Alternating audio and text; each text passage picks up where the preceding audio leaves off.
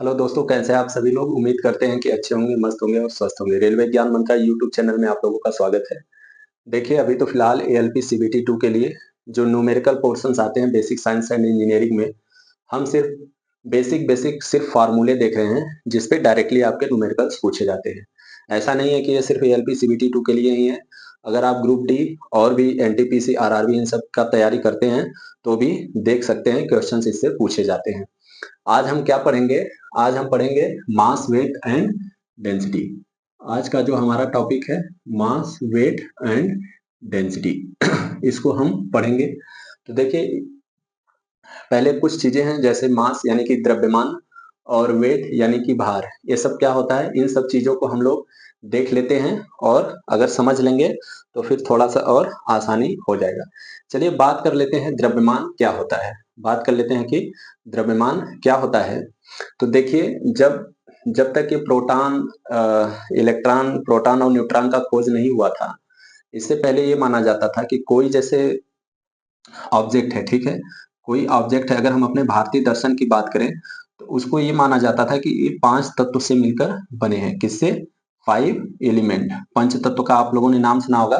5 तत्वों से मिलकर बने हैं। वो क्या क्या है, ध्यान से सुनिए। आकाश, वायु और आकाश, वायु, पृथ्वी, जल और हवा, इन सब चीजों से, पंच तत्व से मिलकर ऑब्जेक्ट बने हुए हैं, ठीक है, ऐसा मानते थे। लेकिन जब इलेक्ट्रॉन, प्रोटॉन और न्यूट्रॉन का खोज हुआ तब जाके ये मालूम चला कि कोई भी जो ऑब्जेक्ट होता है वो पहले किससे मिलकर बना होता है? बहुत सारे पार्टिकल से मिलकर बना होता है। बहुत सारे छोटे छोटे पार्टिकल से मिलकर बना होता है। और ये भी जो पार्टिकल्स होता है ये किससे मिलकर बने होते हैं? इलेक्ट्रॉन, प्रोटॉन और न्यूट्रॉन से, ठीक है। तो अगर मैं बात करूं कि जो कोई ऑब्जेक्ट होता है वो किससे मिलकर बने होते हैं? बहुत सारे पार्टिकल से मिलकर बने होते हैं। और पार्टिकल किससे बने होते हैं? इलेक्ट्रॉन, प्रोटॉन और न्यूट्रॉन से। तो अगर अब हम द्रव्यमान का बात करें, मास का बात करें, तो वो क्या होता है? टोटल ऑफ इलेक्ट्रॉन, प्रोटॉन और न्यूट्रॉन। वेट ऑफ क्या होता है? Total of electron, proton, neutron. Electron, proton, neutron का जितना भी भार होगा वही हमारा क्या होता है? मास होता है, केजी। ठीक है, तो उम्मीद करता हूं कि आप समझ गए होंगे मास, द्रव्यमान क्या होता है। मास, द्रव्यमान क्या होता है, तो इसको अगर हम एक लाइन में पढ़ेंगे तो क्या होगा? Measure of the amount of matter content in it. कितना मैटर किसी भी ऑब्जेक्ट में कंटेंट है वही हमारा ऑब्जेक्ट का मास हो जाता है। चलिए, मास को किससे, इसका डायमेंशन क्या होता है? केजी होता है, ठीक है। मास को हम किलोग्राम से डिनोट करते हैं और ये हर जगह कांस्टेंट होता है। हर जगह कांस्टेंट होता है, स्केलर क्वांटिटी, इसीलिए स्केलर क्वांटिटी होता है क्योंकि मास होता है।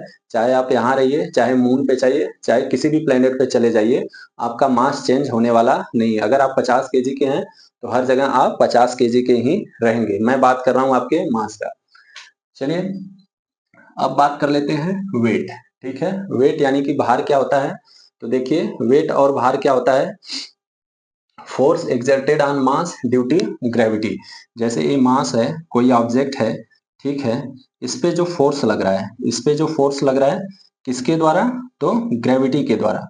इस पे जो ग्रेविटी के द्वारा फोर्स लग रहा है वही हमारा क्या हो जाता है? Weight, WEIGST। और इसको मेनली W से डिनोट करते हैं और W इक्वल टू mg होता है।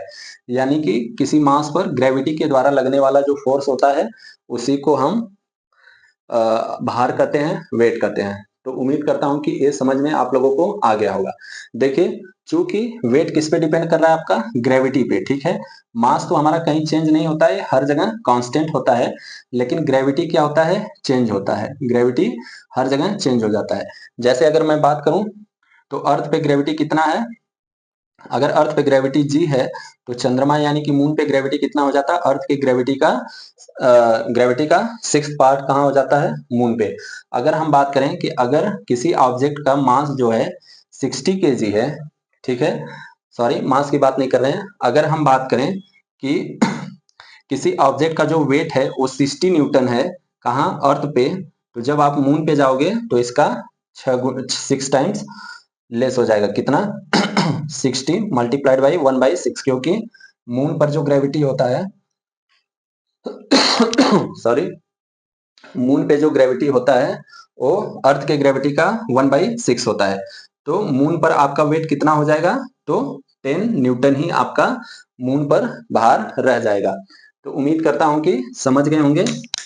मैंने क्या बताया आपको, सिंपल सा मैंने सिर्फ ये बताया कि जो वेट होता है, वेट इक्वल टू mg होता है।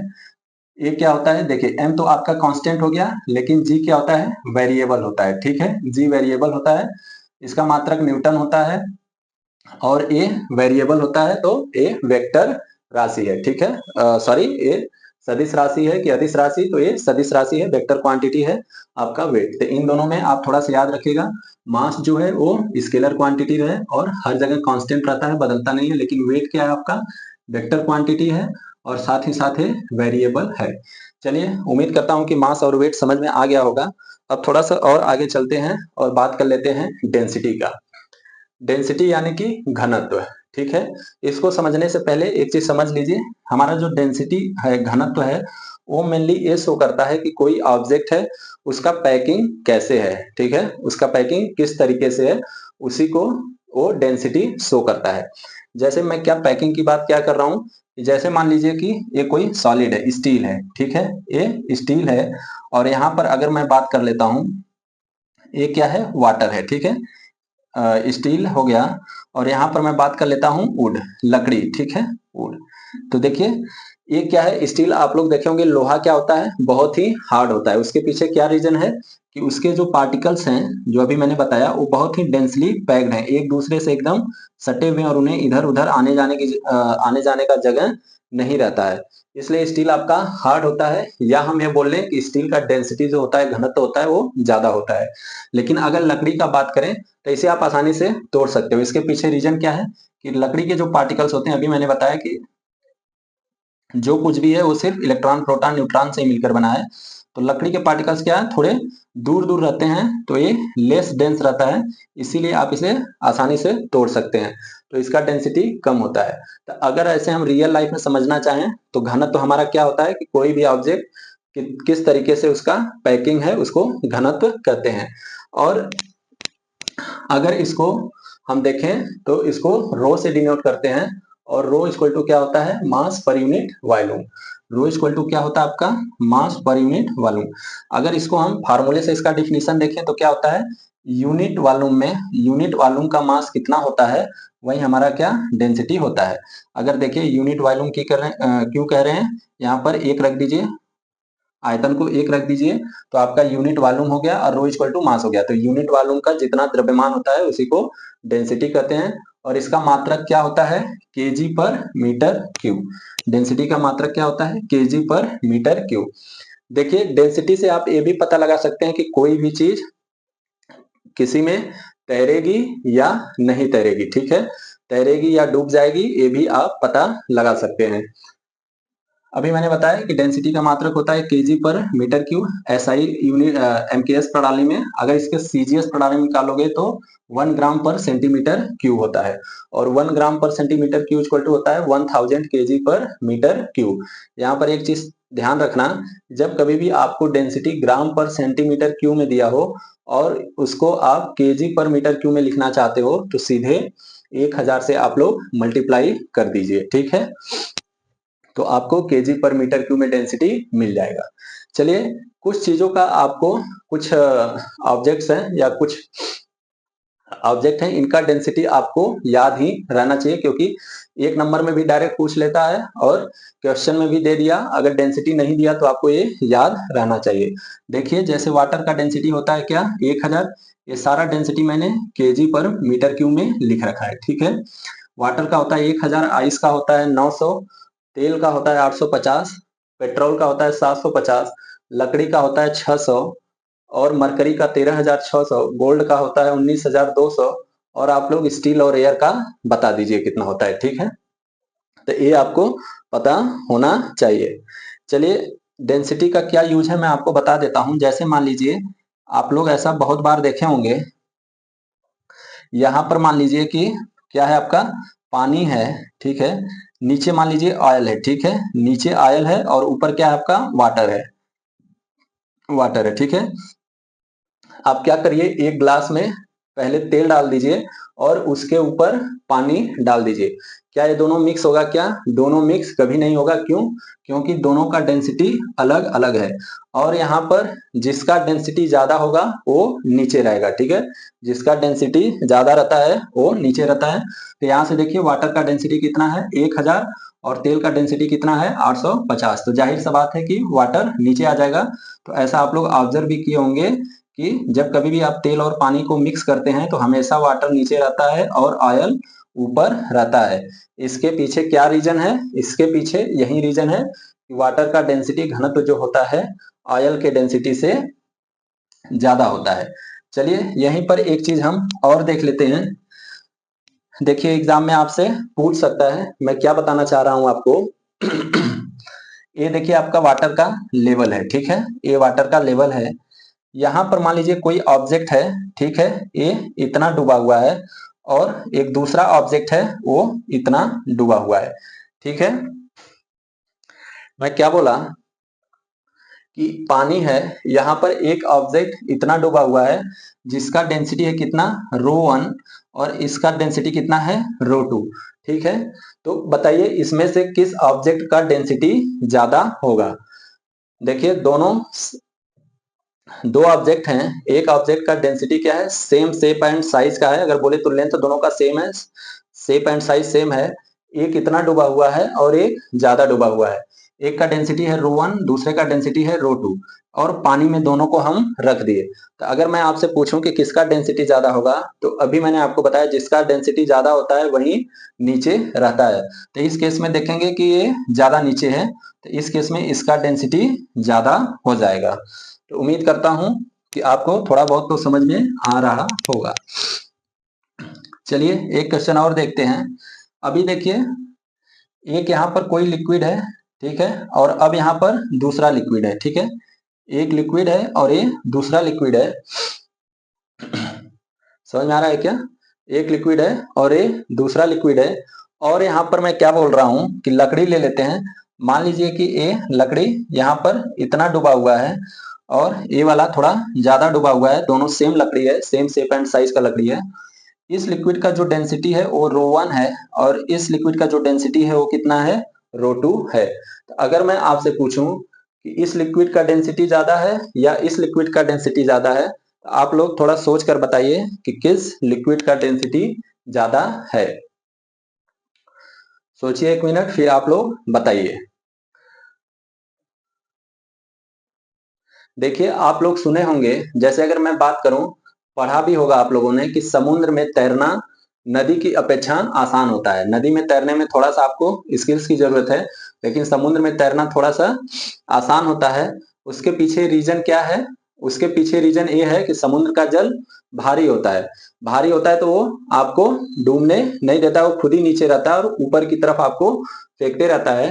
तो उस केस में देखें तो यहाँ पर देखिए ये हल्का है, ये जो यहाँ वाला जो जल है उसका जो घनत्व है ये लकड़ी की अपेक्षा थोड़ा सा ही ज्यादा है, लेकिन इस वाले द्रव का जो घनत्व है वो लकड़ी की अपेक्षा ज्यादा है, इसीलिए ये थोड़ा सा ही डूबा है लेकिन ये ज्यादा डूब गया है। तो इस केस में भी देखें तो हमारा ρ1 क्या है ज्यादा है। जिसमें लकड़ी कम डूब रही है उसी का घनत्व ज्यादा होगा, अगर आप लोग समझ पा रहे होंगे तो। ठीक है, चलिए अब आगे बढ़ते हैं। देखिए क्वेश्चन कैसे पूछता है आपसे कि अगर डेंसिटी पूछना होगा तो मास दे देगा और वॉल्यूम दे देगा, आपसे डेंसिटी पूछ लेगा। नहीं तो डेंसिटी दे देगा, वॉल्यूम दे देगा, आपसे मास पूछ लेगा। एक चीज आप लोग ध्यान रखिएगा कि अगर ग्राम पर सेंटीमीटर क्यूब में आपका डेंसिटी आ रहा है, उसे केजी पर मीटर क्यूब में लिखना है तो 1000 से आप गुणा कर देंगे। ठीक है, चलिए अब इसी लगे हम लोग पढ़ लेते हैं आर्किमिडीज का सिद्धांत, उसके बाद पढ़ेंगे रिलेटिव डेंसिटी। आर्किमिडीज का सिद्धांत पढ़ लेते हैं, फिर उसके बाद पढ़ेंगे रिलेटिव डेंसिटी। देखिए आर्किमिडीज का सिद्धांत क्या बोलता है।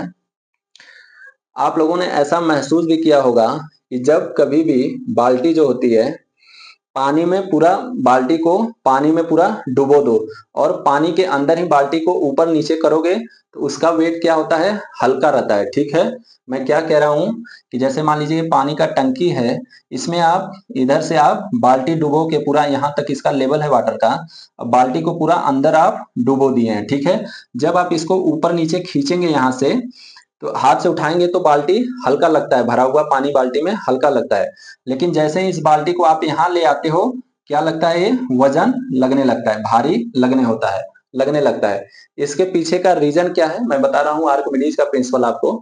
इसके पीछे का रीजन क्या है कि जब बाल्टी को आप पानी में डुबोते हैं, जब बाल्टी को आप पानी में डुबोते हैं तो बाल्टी के ऊपर एक फोर्स लगने लगता है। ठीक है, इस द्रव के द्वारा, ये जो द्रव है, इस द्रव के द्वारा बाल्टी पर क्या लगाया जाता है, एक ऊपर की तरफ फोर्स लगाया जाता है, जिससे कि आपका बाल्टी जो है वो हल्का लगने लगता है। जैसे आप उठाएंगे तो देखिए, जब आप उठा रहे हैं तो ऊपर की तरफ तो आप खींच ही रहे हैं, नीचे से फ्लूइड का फोर्स भी लगता है, इसकी वजह से ये और हल्का लगने लगता है। लेकिन जैसे ही बाल्टी को आप पानी से बाहर निकालते हैं, बायन फोर्स तो लगता नहीं, क्योंकि बायन फोर्स यहीं तक काम करेगा आपका, सॉरी, जो फ्लूइड के द्वारा फोर्स लग रहा है यहीं तक काम करेगा। उसके बाद बाल्टी पे आपका ही अपना फोर्स से जितना खींचेंगे उतना ही लगेगा, इसलिए उस समय वजन लगने लगता है। तो ये जो फोर्स लगता है इसको हम लोग बोलते हैं क्या, बायोन फोर्स, यानी हिंदी में बोलेंगे तो क्या, उत्प्लावन बल। ज्यादा नीचे तो नहीं जा रहा, नहीं, इसको क्या बोलेंगे, उत्प्लावन बल। इसी उत्प्लावन बल के द्वारा क्या है, बाल्टी पर ऊपर की तरफ फोर्स लगता है, जिससे उसका वजन हल्का लगता है। अगर हम बात करें कि चलो ठीक है, एक चीज तो ये हो गया। देखिए, ये जो अगर हम इसको और सिंप्लीफाइड तरीके से बनाएं, ये जो बाल्टी है इसका वेट किधर काम करेगा, mg होता है इसका वेट, अभी मैंने बताया वेट इक्वल टू क्या होता है, mg। इसका वेट नीचे की तरफ काम करेगा और ये fb, बायोन फोर्स को fb से डिनोट करते हैं, ये ऊपर की तरफ काम करेगा। इतनी बात समझ में आ गई आप लोगों को। तो अगर हम बात करें बायोन फोर्स का मान कितना होता है, तो देखो, जैसे अगर आपको समझाने के लिए मैं बोलूं, जैसे इस बाल्टी को आप लोग इस पानी में डुबोगे तो क्या होगा, अगर ये यहाँ तक भरा हुआ है, पहले यहाँ तक भरा हुआ है आपका, फिर इसमें आप बाल्टी डुबो रहे हो तो क्या होगा, ये बाल्टी हो गया या कोई भी ऑब्जेक्ट हो गया, ऑब्जेक्ट ले लो, बाल्टी नहीं, कोई भी ऑब्जेक्ट आप इसमें डुबो रहे हो तो क्या होगा, जैसे ही आप डुबोगे पानी इधर से निकलने लगेगा, बाहर आएगा। आप लोगों ने देखा होगा, नहीं तो खुद देख लीजिए, एक गिलास लीजिए, उसे पूरा भर दीजिए, फिर उसमें कुछ आप डाल दीजिए, अब जैसे ही डालेंगे क्या होगा, पानी बाहर आने लगता है। या अगर ये पूरा भरा नहीं रहेगा, जैसे मान लीजिए पूरा भरा नहीं है, तब इसमें आप डुबो रहे हैं तो क्या होगा, पानी का लेवल ऊपर उठने लगेगा। तो जो ये अपवर्ड फोर्स लग रहा है, अपवर्ड फोर्स लग रहा है ऑब्जेक्ट पे, इसको बोलते हैं क्या, बायोंट फोर्स, उत्प्लावन बल। और ये उत्प्लावन बल किसके बराबर होता है, तो ये जो लिक्विड डिस्प्लेस होता है, यानी इसको डुबोने से जो आपका लिक्विड ऊपर होता है या बाहर निकलता है, उसी के वेट के बराबर होता है।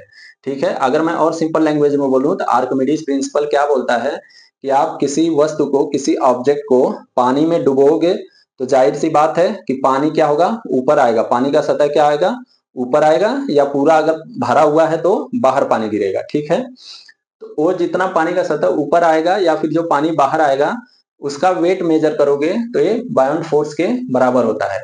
यानी अपवर्ड फोर्स क्या होता है, weight of the disperse liquid. ये जो बायोंट फोर्स लग रहा है, इसके वजह से जो इतना ऑब्जेक्ट डूबा है, इसके वजह से जो पानी बाहर निकला है, इसका वेट आप कर लीजिए, ये जितना वेट का होगा उतना ही बायोंट फोर्स आपका लग रहा होगा। ठीक है, ये तो हो गया एक इसका डिफिनीशन। इसका दूसरा और कैसे बोल सकते हो कि आर्किमिडीज प्रिंसिपल क्या होता है, volume of the object immersed equal to volume of the liquid displaced. ये क्या बोल रहा है, यहाँ तो देखिए बायोंट फोर्स बताया, इधर वॉल्यूम के रिलेटेड बात कर रहा है। देखिए, ये जितना ऑब्जेक्ट का वॉल्यूम होगा, जैसे मान लीजिए कि मैं यहाँ पर आपका एक कुछ ले लेता हूं जिसमें क्या है, पानी भरा हुआ है। ठीक है, यहाँ तक पानी भरा हुआ है। अब मान लीजिए एक सिलेंडर मैं इसमें डाल देता हूं ऐसे। ठीक है, एक सिलेंडर डाल देता हूं तो क्या होगा आपका, इसके इस सिलेंडर के वजह से आपका पानी क्या होगा, या तो लेवल ऊपर आएगा या पूरा भरा रहेगा तो बाहर भी पानी आ जाएगा। तो यहाँ पर एक क्या कह रहा है, volume of the object immerse. देखिए, ये इतना वॉल्यूम क्या है, पानी के अंदर डूबा हुआ है, तो जितना वॉल्यूम डूबा हुआ है इतना ही वॉल्यूम के बराबर क्या होगा, पानी को ये डिस्प्लेस कर देगा, यानी पानी को कहाँ निकाल देगा, बाहर निकाल देगा। तो ये भी बराबर हो जाएंगे। Volume of the object immersed equal to volume of the liquid displaced. यानी मैं अब इसको और सिंपल तरीके से बताऊं, जितना भाग जितना आयतन किसी वस्तु का पानी में डूबा होगा, उसी आयतन के बराबर पानी क्या होगा आपका, बाहर चला जाएगा, या फिर उसी आयतन के बराबर पानी का लेवल ऊपर उठेगा। तो ये दो चीजें हो गई, आपको ये आर्किमिडीज प्रिंसिपल में थोड़ा सा मालूम रहना चाहिए। देखिए समझना, ये थोड़ा सा लैंग्वेज का सिर्फ फर्क है, बाकी ये बहुत आसान है। किताब में क्या लिखा है, कैसे लिखा है, वो समझने में दिक्कत आपको हो सकता है। या अगर हम सीधे से बात करें, आर्किमिडीज प्रिंसिपल क्या होता है, तो किसी वस्तु को आप पानी में डुबोगे तो वस्तु अपने आयतन के बराबर क्या होता है, वस्तु अपने आयतन के बराबर पानी को डिस्पर्स कर देता है, यानी पानी को डिस्प्लेस कर देता है। अब देखिए, जैसे मान लीजिए कि कोई वेट है, ठीक है, इसका हवा में भार कितना है, हवा में कितना भार है, तो मान लीजिए 10 न्यूटन है, लेकिन आप पानी में जब इसे डुबो दिए तो इसका भार कितना हो गया, 6 न्यूटन। ठीक है, मैं क्या बोल रहा हूं कोई वस्तु है, कोई ऑब्जेक्ट है, उसका हवा में भार कितना है, 10 न्यूटन। जब उसको आप पानी में डुबो रहे हैं तो उसका भार कितना लग रहा है, 6 न्यूटन आभास हो रहा है आपको कि पानी में डूबने पर भार में कमी हो जाती है, वो कितना है, 6 न्यूटन। तो देखिए अभी क्या हुआ, बाहर इसका वेट कितना था, 10 न्यूटन, अंदर कितना, पानी के अंदर कितना वेट हो गया, 6 न्यूटन। तो जाहिर सी बात है कि भार में कमी हुआ है, यानी लॉस इन वेट, भार में कमी हुआ है, वेट लॉस हुआ है इसका।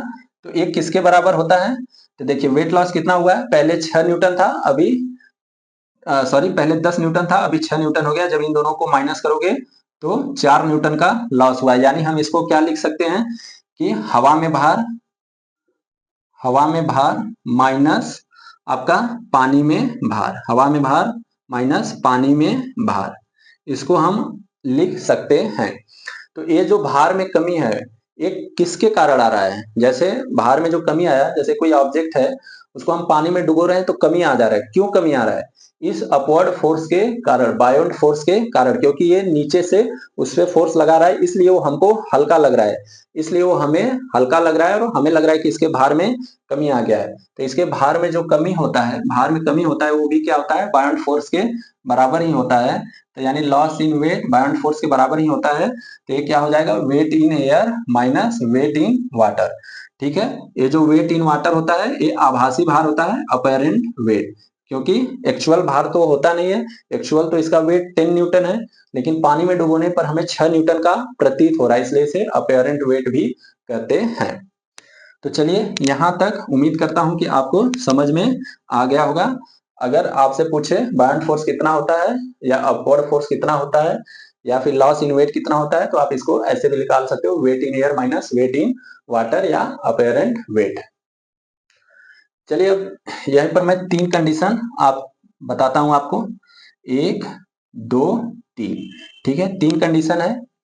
एक में देखिए तीनों में सेम लेवल का पानी भरा हुआ है और सेम ऑब्जेक्ट को मैं डुबो रहा हूं। एक केस में देखिए यहाँ पर क्या ऑब्जेक्ट डूब गया है या डूबते हुए नीचे जा रहा है, ये भी हो सकता है, डूब गया है या डूबते हुए नीचे जा रहा है।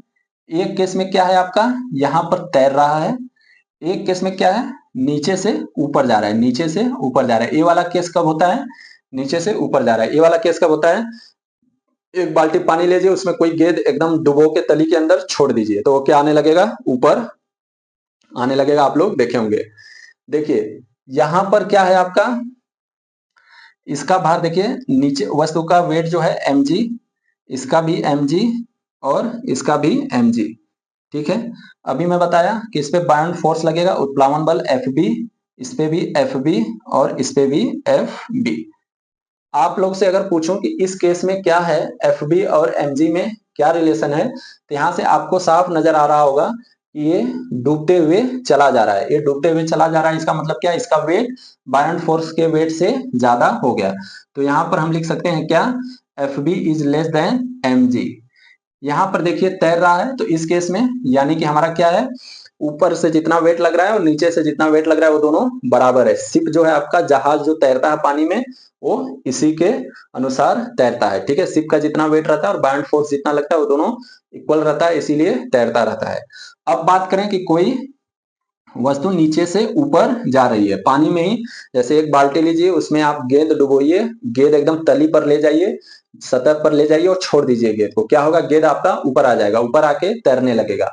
उस केस में क्या होता है, आपका जो एफ बी है, जो एफ बी है वो ग्रेटर देन किसके है, एम जी से। उत्प्लावन बल ग्रेटर देन एम जी से है।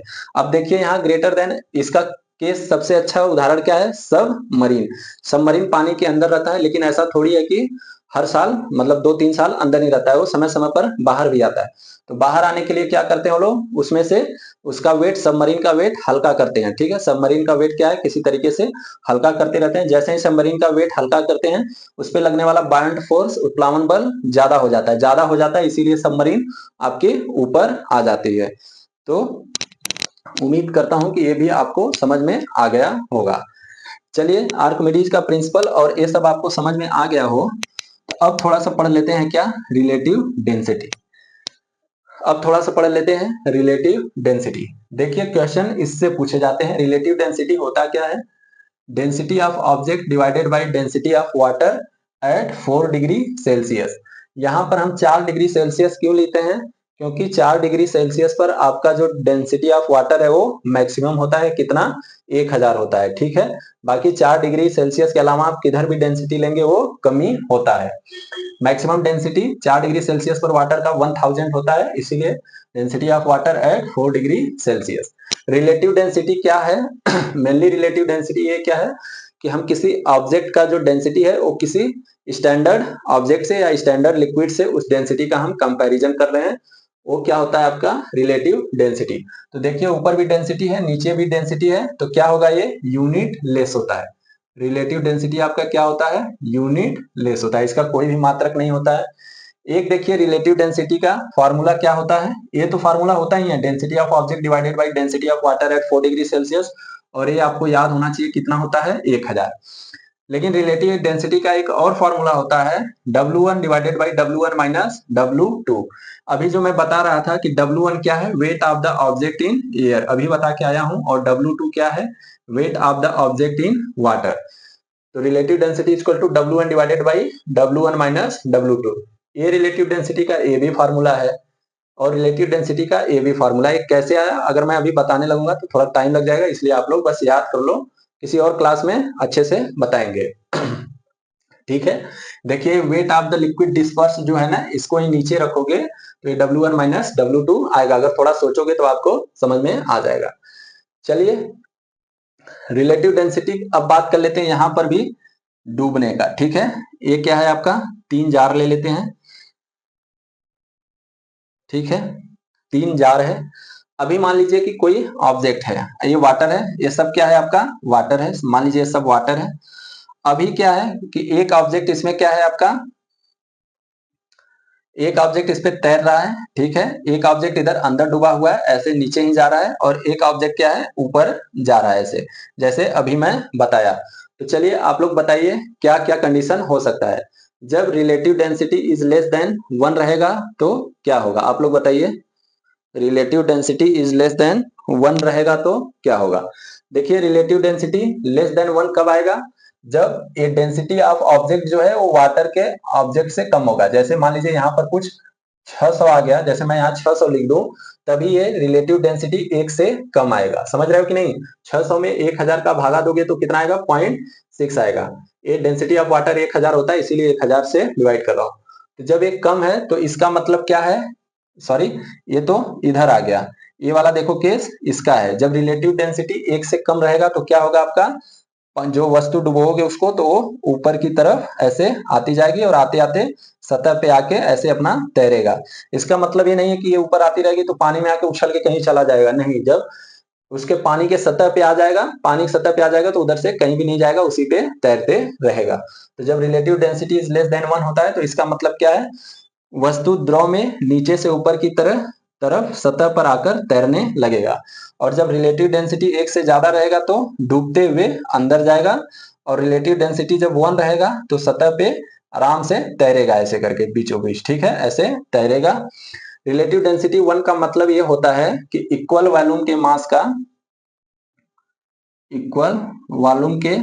मास का जो है वो डेंसिटी आपका क्या हो गया, सेम हो गया। जैसे मैं क्या कह रहा हूं, यहां पर एक आने के लिए अगर मैं कहूं कि रिलेटिव डेंसिटी को एक लाना है तो क्या होना चाहिए, आपका ऑब्जेक्ट का भी डेंसिटी 1000 होना चाहिए और पानी का भी डेंसिटी 1000 होना चाहिए, इससे कट के एक हो जाएगा। तो इसका मतलब क्या है कि इक्वल वॉल्यूम का जो मास है उसका डेंसिटी सेम है, इसकी वजह से ये एक आ जा रहा है। तो इतनी सारी चीजें मैंने आपको बता दिया। थोड़ा से आपसे पूछ सकता है ऐसे कि डूबेगा कि ऊपर आएगा, क्या करेगा, तो इन सब चीजों को आप थोड़ा सा याद रखेंगे।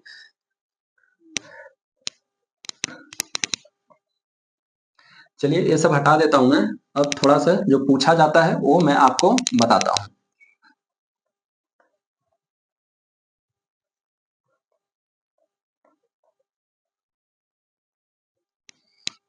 अभी मैंने आपको रिलेटिव डेंसिटी क्या बताया, W1 divided by W1 minus W2।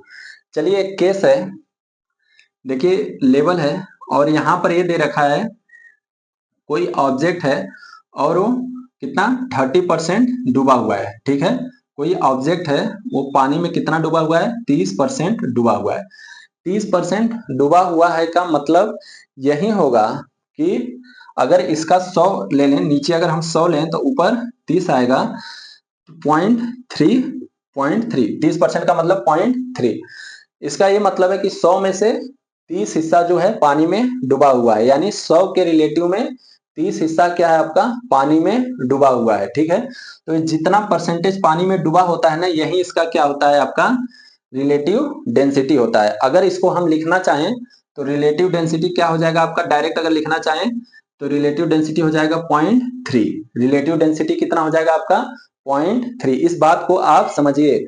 अगर किसी ऑब्जेक्ट का रिलेटिव डेंसिटी, जैसे चलिए एक केस मैंने आपको समझाया कि एक क्या है आपका जल है, कोई वाटर है और इसमें एक वस्तु जो है उसका 30% हिस्सा डूबा हुआ है। 30% हिस्सा डूबा हुआ का मतलब यही है कि रिलेटिव डेंसिटी उसका कितना है 0.3। 30% परसेंटेज हटा दीजिए 0.3 आएगा। या इसका उल्टा भी होता है, इसका उल्टा भी ये होता है, जैसे आपसे ये दे दें कि 40% क्या है डूबा हुआ भाग है, 40% क्या है डूबा हुआ है, 40%, सॉरी यहां पर ये दे दे कि 0.4, यहां पर मैं क्या बताना चाह रहा हूं, यहां पर आपको ये दे दे कि रिलेटिव डेंसिटी कितना है, रिलेटिव डेंसिटी क्या है 40 है, ठीक है। रिलेटिव डेंसिटी 40 है या 0.4 है, रिलेटिव डेंसिटी 0.40 है। तो वस्तु का कितना हिस्सा पानी में डूबा हुआ है, तो आप सीधे बोल देंगे कि वस्तु का कितना हिस्सा पानी में डूबा हुआ है, 40% डूबा हुआ है, ठीक है। जैसे यहाँ पर 30% डूबा था तो रिलेटिव डेंसिटी कितना हो गया 0.3। वैसे ही अगर रिलेटिव डेंसिटी 0.40 है तो कितना परसेंटेज डूबा हुआ है, तो इसको परसेंटेज में बदल लेंगे तो कितना आ जाएगा 40%, ठीक है। तो रिलेटिव डेंसिटी से आप ये आइडिया लगा सकते हैं कि कितना परसेंटेज पानी में डूबा हुआ है, ठीक है। तो इससे आपका रिलेटिव डेंसिटी निकल जाएगा और यहीं से रिलेटिव अगर डेंसिटी आ गया है तो यहां से आप डेंसिटी भी निकाल सकते हो। कैसे, इसमें 1000 का मल्टीप्लाई कर दीजिए, कितना आ जाएगा 300 केजी पर मीटर क्यूब। आप पूछेंगे मैंने 1000 का मल्टीप्लाई क्यों किया, तो देखिए यहाँ पर क्या होता है, डेंसिटी ऑफ ऑब्जेक्ट होता है divided by density of water होता है, ये मालूम है क्या। और डेंसिटी ऑफ वाटर कितना होता है 1000। तो यहाँ से रिलेटिव डेंसिटी कितना हो जाएगा, object density of object divided by 1000, यानी रिलेटिव डेंसिटी में 1000 का मल्टीप्लाई कर दीजिए, आपका ऑब्जेक्ट का डेंसिटी आ जाएगा। तो ये कॉन्सेप्ट आपको समझ में आना चाहिए, ये कॉन्सेप्ट आपको समझ में आना चाहिए। एक बार फिर से बता देता हूं कि जैसे मान लीजिए कि एक द्रव में ऑब्जेक्ट का कितना हिस्सा डूबा हुआ है, 45% हिस्सा डूबा हुआ है। 45% हिस्सा डूबा हुआ है, इसका मतलब रिलेटिव डेंसिटी इसका कितना हो जाएगा 0.45। रिलेटिव डेंसिटी 0.45 है और इसका डेंसिटी पूछेगा तो इसमें 1000 से गुणा कर देंगे तो इसका डेंसिटी आ जाएगा किसमें, केजी पर मीटर क्यूब में। एक न्यूमेरिकल देख लीजिए आप लोग, एक न्यूमेरिकल देख लीजिए, छोटा सा ही न्यूमेरिकल है, छोटा सा ही न्यूमेरिकल है, इसको आप लोग देख लीजिए। जैसे मान लीजिए कि हवा में भार दे रखा है कितना आपका, क्या है न्यूमेरिकल्स आपका, हवा में भार दे रखा है आपका 100 न्यूटन, ठीक है, और पानी में भार दे रखा है कितना, 60 न्यूटन, ठीक है। ये क्या है, एयर में वेट है और ये वाटर में वेट है, ठीक है। पानी में डुबोया जाता है, कोई ऑब्जेक्ट है उसे पानी में डुबो देते हैं। इसका हवा में भार 1000 न्यूटन, सॉरी 100 न्यूटन है, और वाटर में इसका भार कितना है, पानी में भार कितना है, 60 न्यूटन। तो आपसे क्या क्या पूछ सकता है, देखिए पहले बायोंट फोर्स पूछ सकता है कि उत्प्लावन बल कितना होगा। इसके बाद आपसे रिलेटिव डेंसिटी पूछ सकता है, ठीक है, रिलेटिव डेंसिटी कितना होगा। इसके बाद आपसे क्या डेंसिटी पूछ सकता है, और इसके बाद आपसे क्या पूछ सकता है, तो वॉल्यूम पूछ सकता है। इसके बाद आपको क्या पूछ सकता है, आयतन भी पूछ सकता है कि क्या आयतन होगा। चलिए, अगर हम बात करें बायोंट फोर्स का कि उत्प्लावन बल कितना होगा, तो अभी मैं बताया था कि उत्प्लावन बल क्या होता है, वस्तु के भार में जो कमी होता है पानी में डुबोने पर। तो भार में कमी कितना हो गया, 100 माइनस 60 यानी 40 न्यूटन क्या आ गया, उत्प्लावन बल। रिलेटिव डेंसिटी का बात करें तो रिलेटिव डेंसिटी कितना होता है, यहाँ पर देख लीजिए फॉर्मूला मैंने लिख रखा है। हवा में भार कितना है 100, हवा में भार कितना है 100 माइनस पानी में भार कितना है 40, तो 100 बटे के 40, ठीक है। 100 बटे के 40 करेंगे और जब इसे काटेंगे तो कितना आ जाएगा, 2.5 रिलेटिव डेंसिटी आ जाएगा। अब यहीं से आपको डेंसिटी निकालना है, तो रिलेटिव डेंसिटी में ही क्या मल्टीप्लाई कर दीजिए, 1000 का मल्टीप्लाई कर देंगे तो क्या आ जाएगा आपका 2500 आपका डेंसिटी आ जाएगा। कितना आएगा ये, केजी पर मीटर क्यूब में। यहां तक तो उम्मीद करता हूं आपको समझ में आ गया होगा। अब निकालना है वॉल्यूम। तो वॉल्यूम कैसे निकलेगा आप ये बताइए आप लोग। चलिए, वॉल्यूम कैसे निकलेगा ये बताइए।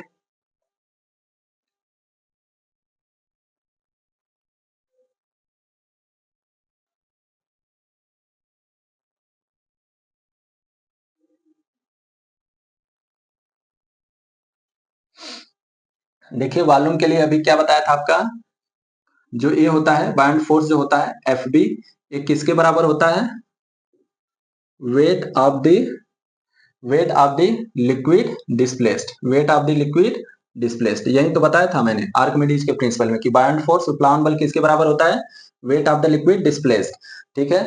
बायोंट फोर्स आप यहां से कितना निकाले हैं, बायोंट फोर्स कहाँ है आपका, इधर निकाले हैं क्या, देखिए बायोंट फोर्स आया 40 न्यूटन, और वेट क्या होता है, वेट इक्वल टू होता है एम जी। एम हमें नहीं पता है लेकिन हमको डेंसिटी पता है, डेंसिटी इक्वल टू क्या होता है, मास पर यूनिट वॉल्यूम, ठीक है, मास पर यूनिट वॉल्यूम होता है। तो मास की जगह हम क्या रख देंगे, रो इंटू के वॉल्यूम, रो इंटू के वॉल्यूम इंटू के जी, ठीक है। तो यहाँ से 40 हो जाएगा आपका, ये कितना है 1000 है, क्योंकि पानी जितना डिस्प्लेस्ड हुआ है वो 1000 है। वॉल्यूम आपसे पूछ रहा है और ये 10 है, इधर वैल्यू रख दीजिए और यहाँ से वॉल्यूम कैलकुलेट कर लीजिए, आपका आंसर आ जाएगा। इतना ही है। तो उम्मीद करता हूं कि ये आपको समझ में आया होगा, एक दो बार लेक्चर देख लीजिएगा, आपका ये चैप्टर क्लियर हो जाएगा, इससे ज्यादा कुछ भी नहीं पूछेगा। तब तक आप लोग ध्यान रखिए, बाकी जो भी आपको कंफ्यूजन है वो कमेंट में पूछ लीजिए।